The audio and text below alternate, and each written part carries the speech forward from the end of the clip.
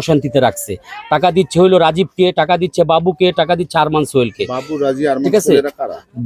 রাজীব হইল রূপনগর থানার যুব দলের সদস্য সচিব, বাবু হইল সাবেক ছাত্রদল সভাপতি, আরমান সোহেল হইল যুব দলের সাবেক সেক্রেটারি ৬ নং ওয়ার্ড। আচ্ছা।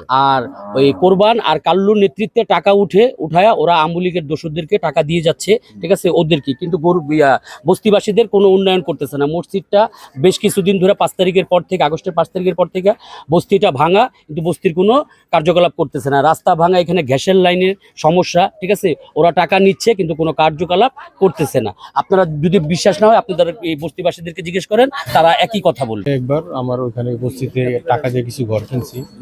তো ঘর কেনার পরে কুরবান আমার কাছে 50,000 টাকা চাঁদা চাইছে।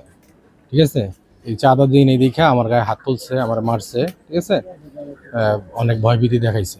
এই বিষয়ে ঠিক না, আইনি কোনো সহযোগিতা নেই? হ্যাঁ, আমি প্রশাসনের কাছে জানাইছি। তো 2-3 দিন পলাই ছিল, পরে এলা কিভাবে কি সমাধান করে আসছি এটা আমি জানি না।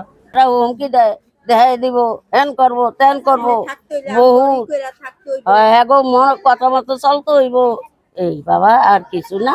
অবৈধ লাইন, এরা ওই লাইন নিয়ে ওরা কেসালটা লাগাইছে। গ্যাস, পানি, বিদ্যুৎ, হ্যাঁ হ্যাঁ হ্যাঁ, এটি নিয়েই। কুরবানকে দিতে হবে। হ্যাঁ, এটাই যেমনি আছে এমনি থাক। বেশি বাড়াবাড়ি করলে হাত পা মানে কুবাইয়া কাইটা লেব, ছুরি ঢুকাই